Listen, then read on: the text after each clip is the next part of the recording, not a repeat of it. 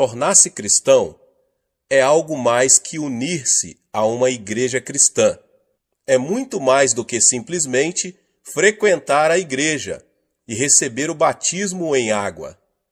Ensina-nos a Bíblia que tornar-se cristão significa somente receber a vida eterna. Muitas pessoas têm um conceito errado a respeito do significado da vida eterna. Imaginam que vida eterna significa que vão viver por toda a eternidade no céu. Na verdade, a alma não morre, pelo que até o pecador viverá por toda a eternidade no inferno. Portanto, veja bem, aceitar a Jesus Cristo não significa apenas viver na eternidade. A palavra grega para a vida eterna é zoeaionion, que significa o tipo de vida de Deus. Você e eu temos a vida humana, que foi amaldiçoada por Deus com a pena de morte. Mas quando fomos a Cristo, nossos pecados foram perdoados, fomos purificados e o Espírito Santo veio morar em nós, trazendo às nossas almas a vida de Deus. Jesus Cristo é a vida de Deus. Quando ele vem à sua alma, você passa a ter a vida eterna, a vida de Deus. Muitos pensam que os verdadeiros cristãos não são diferentes dos pecadores, mas há uma tremenda diferença. Os crentes são tão diferentes dos incrédulos, como o céu é diferente da terra, porque os verdadeiros cristãos têm a vida de Deus em seu coração. Se você tiver a vida de Deus em você, irá para o céu e viverá ao lado de Deus, pois a vida de Deus estará vivendo em você a partir de agora mesmo, a partir do momento em que você aceitar a seu Filho como seu Salvador. Disse Jesus Cristo que se alguém tem a vida de Deus em si, 5 sinais se seguirão em sua vida. Antes de subir aos céus, deixando a terra, o Senhor fez uma tremenda promessa aos seus seguidores. E estes sinais hão de seguir os que creem. Em meu nome expulsarão demônios, falarão novas línguas, pegarão em serpentes, e quando beberem alguma coisa mortífera, não lhes fará dano algum. Imporão as mãos sobre os enfermos e os curarão. Depois de o Senhor lhes ter falado, foi recebido no céu e assentou-se à destra de Deus.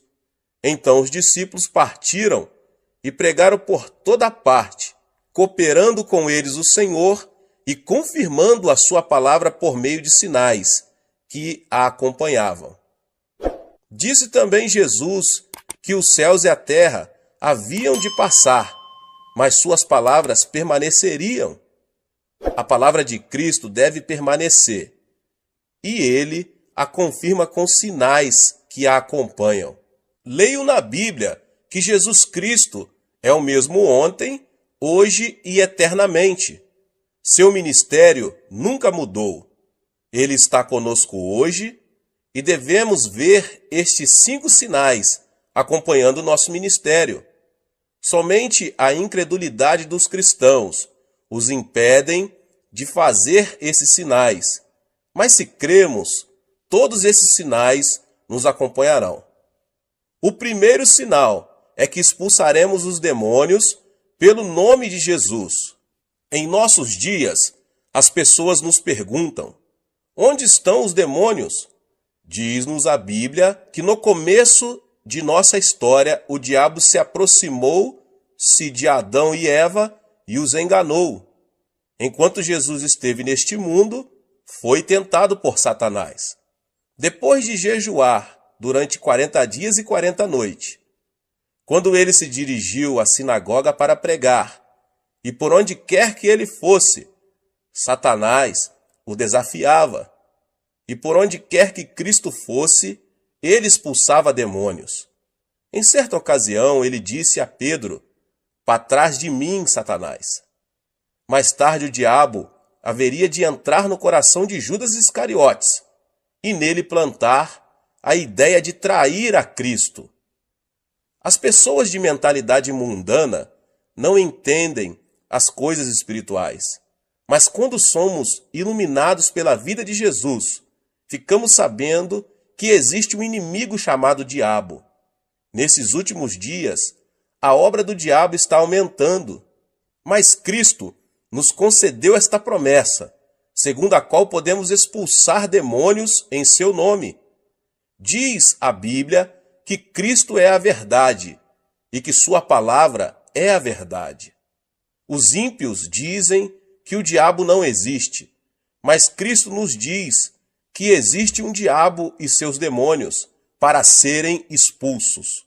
As pessoas ímpias dizem que existe apenas a natureza humana, mas Jesus nos diz que o diabo causa a concupiscência da carne, a concupiscência dos olhos e a soberba da vida. Nós, crentes, devemos desafiar os poderes de Satanás. Eu estava pregando em minha igreja certo dia e estava no auditório a esposa de um famoso médico. Ela estava paralisada de um lado e arrastava uma perna ao caminhar. Depois de ouvir o evangelho, ela passou a frequentar a igreja com regularidade. Em certa manhã, ouvi o som de uma gargalhada estranha que vinha da igreja. Senti um calafrio percorrer minha espinha. Quando me dirigi ao local, vi aquela mulher rindo e zombando.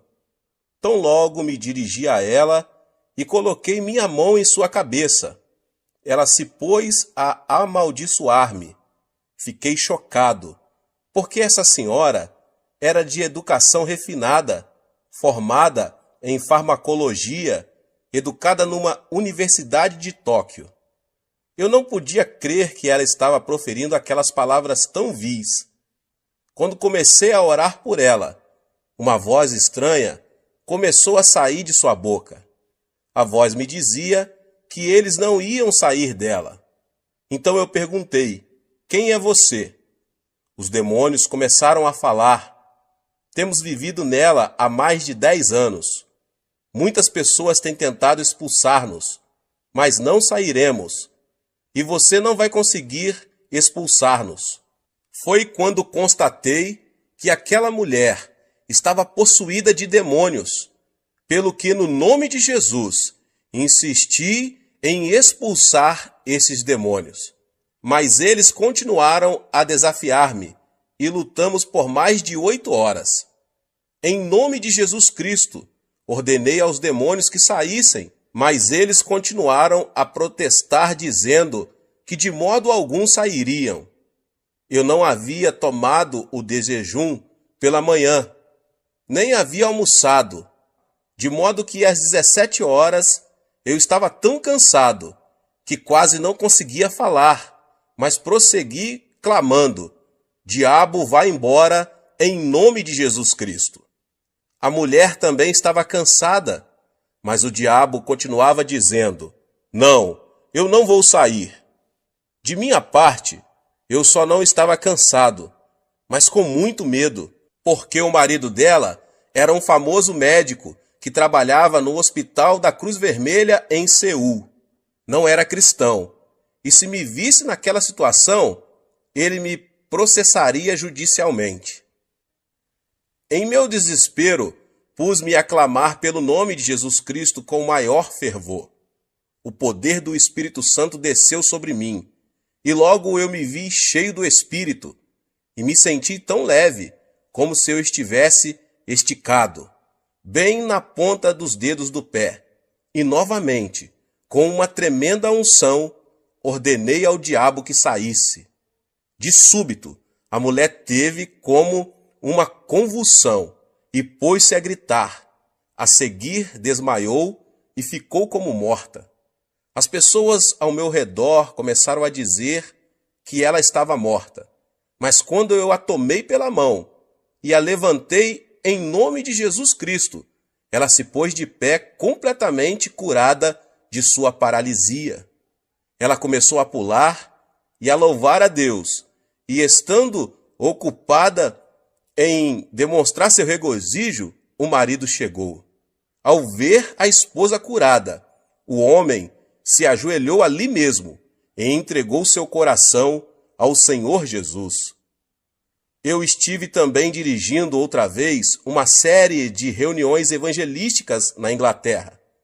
As reuniões eram feitas num teatro. As pessoas estavam endurecidas.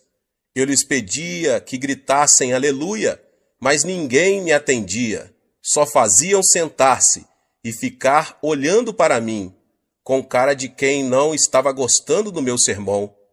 De minha parte, continuei a pregar a palavra de Deus. No final do culto, quando pedi às pessoas doentes que viessem à frente para a oração, só uma garota veio. Era magérrima e sentia dores terríveis no estômago. Tão logo, ela chegou na frente, começou a chorar.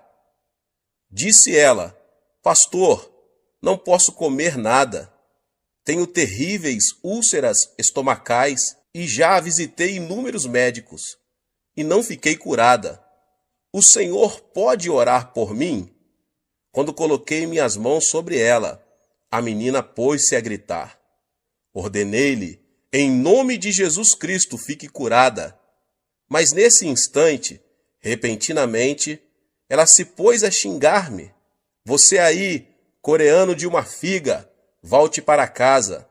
Eu não vou sair. Perguntei-lhe então, quem é você? Respondeu-me a voz, eu sou o diabo, e eu vou destruir esta menina. Antes de sair, eu vou matá-la.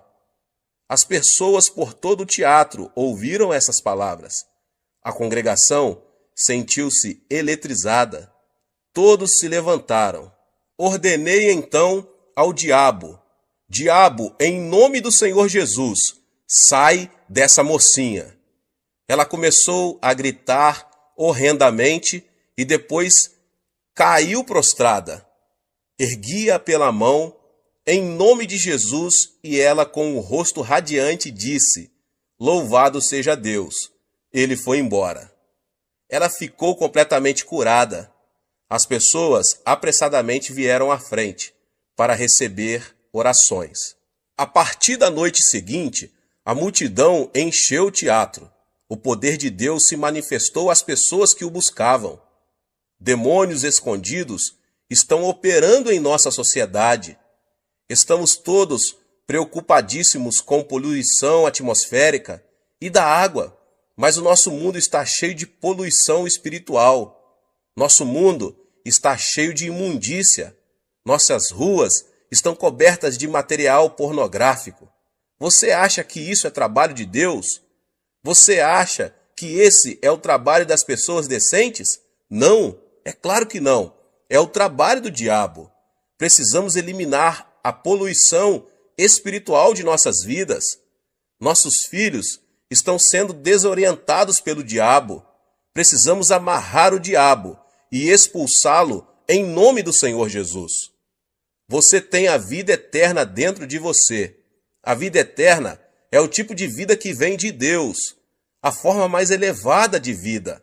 O tipo mais baixo de vida é a do reino mineral. A seguir vem o reino vegetal, depois o reino animal, em seguida o reino da humanidade, depois a ordem angelical e, finalmente, Deus, a fonte de toda a vida. Satanás é um ser angelical e, consequentemente, Satanás é mais poderoso que os seres humanos. É por isso que Satanás controla a humanidade. Entretanto, quando aceitamos a Jesus Cristo, a vida de Deus entra em nós e nós nos tornamos superiores aos seres angelicais. É por isso que podemos expulsar demônios. Temos a vida de Deus em nós, o que torna nossa vida mais poderosa do que a vida de Satanás. A lei da natureza diz que quando o maior chuta ao menor, este deve fugir imediatamente. Se você é cristão, mora em você a forma de vida superior. A nova vida em você é superior à vida de Satanás. Portanto, quando você ordena a Satanás que saia em nome de Jesus Cristo. Ele não tem outra alternativa senão obedecer e sair. Você não é mais um ser fraco. Você não é mais um desamparado, pois recebeu o maior poder, o de Deus. A vida eterna habita em ti. E você pode expulsar demônios em nome de Jesus. Ordene ao poder do diabo que se retire de sua casa. Ore pelos seus filhos, para que o poder de Satanás não os controle. Ore para que o poder da influência de Satanás abandone a sociedade da qual você faz parte. Você tem o poder. Cristo nos deu uma tremenda promessa em Lucas 10:19. Eu vos dei autoridade para pisar serpentes e escorpiões, e toda a força do inimigo, e nada vos fará dano algum. Nesta promessa, Cristo nos dá duas palavras maravilhosas. No grego, Cristo está dizendo, dou-vos exousia, que significa autoridade. A saber, autoridade sobre os poderes de Satanás. Autoridade é algo mais forte do que poder. Minha avó faleceu com 83 anos de idade. A velhinha não tinha muito poder. Era muito fraquinha, sem forças, mas quanta autoridade tinha. Sendo jovem, eu tinha muito mais força do que minha avó, mas ela detinha a autoridade. Quando ela dizia, filho, vem cá, eu ia. Se ela dissesse, vai a tal lugar, eu ia. A autoridade é superior ao poder. Disse Cristo, dou-vos exousia, a autoridade, pelo que você consegue prevalecer sobre o dunamis, o poder de Satanás. Utilize a autoridade que Deus lhe concedeu agora mesmo. Quer você se sinta forte, quer se sinta fraco, quer você sinta a unção, quer não, quer você se sinta maravilhoso, quer não, você detém a autoridade para ordenar a Satanás que saia. Satanás tem algum poder, mas a autoridade divina que você recebeu é superior às forças satânicas. Um policial está de pé numa encruzilhada.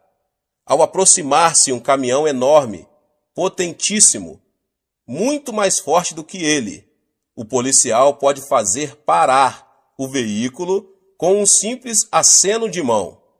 Basta ao policial fazer outro aceno de mão e o caminhão vai embora. O caminhão tem potência, mas o policial tem autoridade. Diz a Bíblia que Deus deu autoridade, de modo que, ainda que Satanás tenha poder e se aproxime de você, se você conhece a palavra de Deus, você pode dizer, sai, vai embora daqui. Satanás está destinado pela lei de Deus a obedecê-lo, porque você tem autoridade. Diz a palavra de Deus que você é o vencedor agora. A vida que está em você é mais poderosa que a do diabo. Por isso, não diga que você é mais fraco. Jamais diga que você não consegue expulsar demônios, mas diga que tem tanto poder como autoridade, visto que a Bíblia assim diz, em meu nome expulsareis demônios. Certa vez eu estava no sul da Coreia e fui encontrar-me com um pastor. Eu o vi implorando e clamando em seu escritório. Quando abri a porta, vi uma mulher possuída de demônio, sentada no assoalho, enquanto o pastor implorava, dizendo, por favor, saia, por favor, saia. O diabo estava rindo dele. Disse eu ao pastor, se você apenas fizer cócegas no diabo, ele não vai sair. Devemos tratar o diabo como diabo. Você tem autoridade. Por isso, eu ordenei ao diabo, eu venho a você em nome de Jesus Cristo. Replicou-me o diabo, eu sei que você não tem poder nenhum, ao que eu lhe retruquei. Sim, eu sei que nenhum poder tenho, mas eu tenho autoridade. No nome de Jesus Cristo eu lhe ordeno, saia. Imediatamente o diabo saiu. e a mulher se sentiu aliviada. Você tem a vitória. Não tenha medo de Satanás. Nós podemos expulsar o diabo. Este é o primeiro sinal dos que se seguiriam como promessa feita a você. Em segundo lugar, disse Jesus que em seu nome os crentes falariam em novas línguas. Diz a Bíblia que quando os primitivos cristãos receberam o batismo no Espírito Santo, eles falaram em línguas. Quando o pecador se converte, o Espírito Santo vem habitar nele. Mas quando essa pessoa recebe o batismo no Espírito Santo, o Espírito toma conta dele e flui através dele. O Espírito Santo assume o controle de sua língua e ele começa a falar numa língua nova, muito bonita. Eu próprio oro muito em línguas, mas a Bíblia nos ensina mais do que o uso de línguas desconhecidas, visto que quando nós nos tornamos cristãos, recebemos uma nova língua, isto é, uma nova linguagem. Quando estávamos no mundo, falávamos a linguagem mundana, mas quando nós nos tornamos cristãos, passamos a falar de novas coisas. Começamos a falar a nova língua da Bíblia. Trata-se de uma língua celestial vitoriosa. Tiago nos diz em sua carta, inserida na Bíblia, que a língua é um órgão pequeno, mas capaz de controlar todo o corpo. Diz ele que podemos controlar um cavalo com um freio enfiado em sua boca, em que o piloto dirige um enorme navio numa tempestade mediante um leme.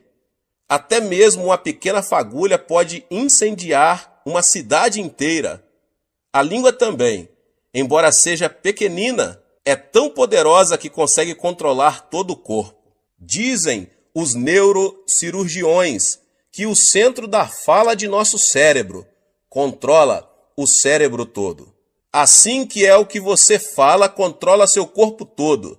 Se você fala negativamente, tais coisas negativas controlam o seu corpo inteiro.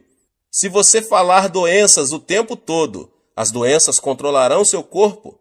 Se você falar de pobreza, a pobreza vai controlar todo o seu corpo. Aquilo que você fala é o que finalmente vai dar forma à sua vida e determinar seu destino. Pelo que você vai ter que vigiar sua língua.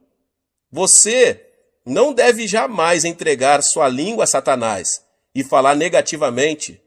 Não fale de doenças, de pobrezas ou de fracassos, nem daquelas coisas negativas que passam a controlar seu corpo e, portanto, seu futuro. O famoso fundador da missão do Congo tinha câncer no fígado e o médico lhe disse que ele não poderia viver por muito tempo. Por isso, ele saiu do Congo e voltou para a Inglaterra. Um dia, estando deitado num divã, tomando sol e lendo a Bíblia, seus olhos caíram em 1 Pedro 2,24, e ele leu: Ele mesmo levou em seu corpo os nossos pecados sobre o madeiro, para que, mortos para os pecados, pudéssemos viver para a justiça. Pelas suas feridas fostes sarados. Uma nova revelação veio ao seu coração. O médico disse que eu sou um moribundo. A Bíblia diz que pelas suas feridas eu fui curado. Devo acreditar no médico ou devo acreditar na palavra de Deus? É claro que eu devo acreditar na palavra de Deus. A partir deste momento, ele determinou a falar da forma como a Bíblia fala, e pela fé, ele declarou o seguinte: pelas suas feridas eu fui sarado. A palavra de Deus começou a controlar seu corpo, e esse missionário ficou completamente curado do câncer no fígado. Uma moça estava morrendo de tuberculose. O médico do sanatário chamou a mãe dela e pediu-lhe que levasse a filha para casa, para ela morrer ao lado da família. Por isso, seus pais foram ao hospital e levaram a filha embora. Ela estava prestes a morrer. Conduziram-na para o apartamento onde moravam. Certo dia, sua mãe estava passando roupa, e a filha leu na Bíblia a passagem que diz: pelas suas feridas foste sarados. Ela gritou: mãe, vem cá, olhe esta passagem. Diz que pelas feridas de Cristo eu fui sarada. Se eu fui sarada, por que devo ficar deitada aqui? Traga minhas roupas e meus sapatos. Sua mãe replicou: oh não, você não deve levantar-se, porque o médico nos advertiu muito bem que você deve ficar deitada. Replicou a jovem: mãe, será que Deus disse uma mentira? Você sempre me ensinou a crer na palavra de Deus.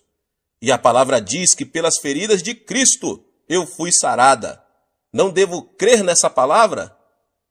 A mãe trouxe as roupas pedidas e a filha as vestiu. A moça levantou-se e, embora gaguejasse um pouco, declarou: eu fui curada pelas feridas de Cristo. Sua língua começou a controlar-lhe o corpo todo. Ela se dirigiu à cozinha, cozinhou alguns alimentos e pôs-se a comer. Depois foi à sala para louvar a Deus. À medida que confessava que estava curada pelas feridas de Cristo, foi ficando cada vez mais forte, de modo que, dentro de uma semana, sentia-se muito bem. Ela foi ao hospital e, depois de passar por um exame médico completo, foi declarada curada. A palavra de Deus deve permanecer para sempre. O que você falar, vai obter. A Bíblia nos manda falar à montanha e ordenar-lhe que seja lançado ao mar, e isso acontecerá. A Bíblia contém 32.500 promessas. Pronuncie as promessas de Deus e você vai obter o que a palavra de Deus promete a você. Muitas pessoas estão pronunciando as palavras erradas. Estão continuamente falando de modo negativo. Falam de seus fracassos, falam de suas fraquezas, falam de sua infelicidade. Depois se queixam e ficam imaginando as razões porque são um fracasso e porque não há paz em suas casas. Ficam imaginando porque há tantas fraquezas em seu corpo. A razão é que controlam seu corpo com a conversa errada. Fale uma língua nova, fale a língua da Bíblia. Fale de redenção, de vida eterna. Fale que você foi sarado pelas feridas do Senhor Jesus Cristo. Diga que Deus é sua força e você verá boas coisas acontecerem a você. Sim, aprenda a falar uma nova língua. Aos 18 anos de idade, eu estava morrendo de tuberculose. Eu era um fracasso em casa e não tinha dinheiro e ia muito mal nos meus estudos. Não havia esperança para mim neste mundo. Foi quando eu me tornei cristão e resolvi que falaria a linguagem da Bíblia.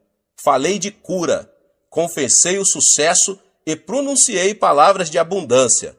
Não permiti que minha língua falasse coisas negativas. Neste momento estou pastoreando uma congregação de 600.000 membros e Deus nos deu capacidade de construir uma igreja que custa cerca de 5 milhões de dólares. Também estamos enviando missionários pelo mundo todo. Quando mudei minha maneira de falar, minhas circunstâncias mudaram também. Um dia li um jornal médico coreano, um artigo muito interessante, escrito pelo diretor-geral da Associação Médica. Disse ele que muitos coreanos estavam morrendo do que ele denominava morte habitual. Disse que muitas pessoas acham que vão morrer com 50 e poucos anos, porque seus pais haviam morrido nessa idade. Por isso, ao entrar nos 50 e poucos anos, já começaram a ter tonturas e pensam que vão morrer logo. E muitas pessoas morreram nessa faixa de idade, ainda que não haja causa médica para a morte. Disse o médico que a pessoa não deve antecipar a mesma experiência de seu pai, porque esse raciocínio tem produzido muitas mortes prematuras. Eis aí, até um médico incrédulo confessa que a língua controla nosso futuro. Você pode ser vitorioso. Você pode ser curado. Sim, você pode viver uma vida feliz. Comece agora mesmo a falar a palavra de Deus e mantenha o tipo correto de conversa. Ponha as palavras certas em sua boca. fale uma nova língua. Em terceiro lugar, a Bíblia diz que os crentes pegarão em serpentes. Isso não significa que devemos andar por aí pegando em cobras. Só um louco faria isso. Serpente aqui significa Satanás. A serpente chamada Satanás chegou a Adão e Eva no jardim do Éden e seduziu-os, fazendo-os voltar-se contra Deus. Nós, seres humanos, somos feitos de corpo, alma e espírito. Mediante nossos 5 sentidos, pertencentes ao nosso corpo físico, nós nos comunicamos com o mundo. Portanto, nosso corpo é mundano. Nossa alma é nosso verdadeiro eu, nossa verdadeira personalidade. Mediante o conhecimento e as emoções, nossa alma pode tomar decisões e exercer sua vontade. Portanto, nossa alma é apenas autoconsciente. Somente mediante nosso espírito podemos comunicar-se com Deus. Através do nosso espírito conhecemos Deus e o adoramos. Essa serpente, Satanás, vem a nós, nos tenta e nos induz a viver uma vida mundana, isto é, centralizada no mundo. Quando vivemos esse tipo de vida, Satanás exerce domínio sobre nós. Mas quando vivemos uma vida centralizada em Deus, temos domínio sobre Satanás. Temos o poder de apanhar e amarrar a serpente. Podemos expulsar demônios. Quando você decide viver uma vida centralizada em Cristo, você se torna uma pessoa dirigida pelo Espírito Santo. Afirma a Bíblia que os filhos de Deus vão pegar Satanás. É fácil detectar a obra maligna. Toda e qualquer palavra que sai do ego carnal vem de Satanás. Mas toda e qualquer palavra que induz você a viver uma vida centralizada em Cristo é proveniente do Espírito Santo. Agora você pode pegar em serpentes. Você consegue discernir a obra do maligno e expulsá-lo. Em quarto lugar, a Bíblia diz que se os crentes beberem alguma coisa venenosa, mortífera, não lhes fará mal algum. Certo dia, eu fui a uma cidadezinha para um culto. Veio a mim uma garotinha de 7 anos de idade. A boca da menina estava toda queimada. Era uma órfã que havia perdido seus pais quando fugiam da Coreia do Norte como refugiados. A menina estava trabalhando na casa de uma senhora muito rica e muito perversa. À noite, a menina não podia sequer ir à cozinha para beber um copo de água. Em certa noite, a menina sentiu uma sede muito grande. Ela rastejou até a cozinha e pôs-se a tatear no escuro à procura de água, sem perceber que aquela vasilha continha veneno contra ratos. Ela bebeu um gole. Embora a pobrezinha tenha começado a vomitar sangue, a patroa não a levou a um pronto-socorro médico, deixou-a de lado para que morresse. Mas essa menina era cristã e começou a clamar por Jesus Cristo, pois o Senhor a tocou. Depois de contar-me sua história, a menina abriu a boca. Viu que, embora seus lábios estivessem queimados, nenhum dano havia sido feito em sua garganta. Seu esôfago estava perfeito. A palavra de Cristo havia sido posto à prova. A menina havia bebido do veneno violento e não tinha sido prejudicada. Hoje bebemos veneno de todo tipo. O ar é poluído, a água é poluída. Pior do que isso, sofremos de poluição espiritual. Quando ouvimos rádio ou vemos TV, esse veneno penetra em nossa mente. Mais pessoas sentem-se deprimidas hoje do que em toda a história humana. Durante a Segunda Guerra Mundial, apenas 300 mil americanos morreram na frente de combate, mas muito mais de 1 milhão de pessoas morreram na nação americana por causa do veneno trazido pelos ataques do coração e preocupações.